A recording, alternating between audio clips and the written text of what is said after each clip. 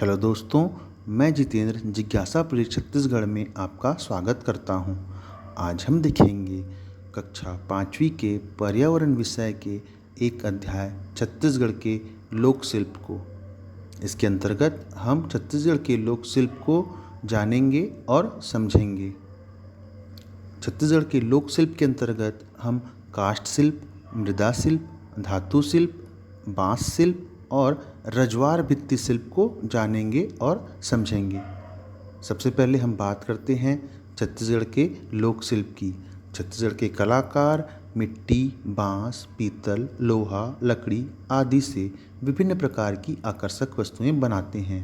वे इन्हें विशेष आकृतियां देकर उनमें रंग सज्जा, बेल बूटे, फूल पत्ती एवं जानवर आदि उकेर कर उन्हें आकर्षक स्वरूप देते हैं।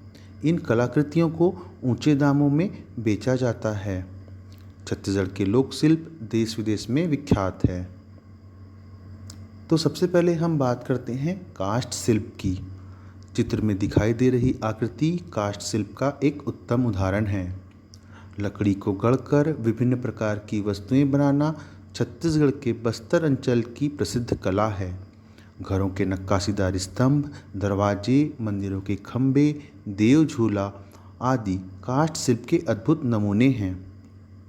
इसके अतिरिक्त लोक नृत्य जो कि छत्तीसगढ़ में बहुत ही प्रसिद्ध है। इस लोक नृत्य में उपयोग किए जाने वाले विभिन्न प्रकार के मुखौटे ये भी अत्यंत कलात्मक होते हैं।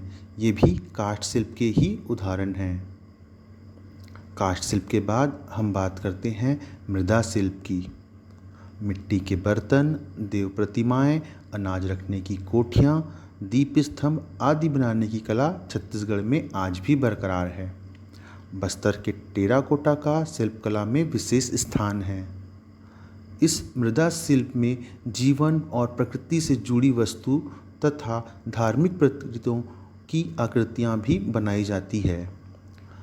मृदा शिल्प में बनाई गई कलाकृतियों का उपयोग त्योहारों में भी किया जाता है। मृदा शिल्प के बाद हम बात करते हैं धातु शिल्प की।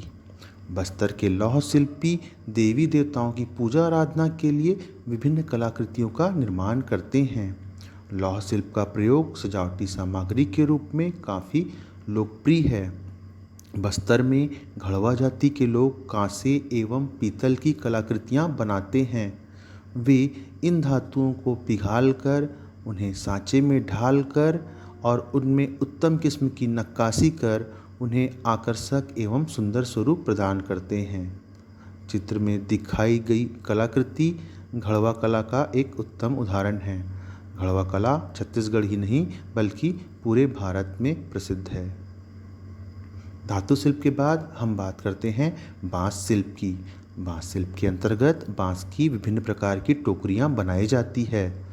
छत्तीसगढ़ में विवाह हेतु बांस से कलात्मक झांपी जो कि एक प्रकार की ढक्कन नुमा टोकरी ही होती है वो बनाई जाती है। पंखे और दूल्हे के सिर पर लगाए जाने वाले मोर मुकुट आदि बनाए जाते हैं। बांस शिल्प हेतु छत्तीसगढ़ का गरियाबंद जिला बहुत ही प्रसिद्ध है। बांस शिल्प के बाद हम बात करते हैं रजवार भित्ति शिल्प की। रजवार जाति के लोगों की गृह सज्जा शैली अद्भुत है।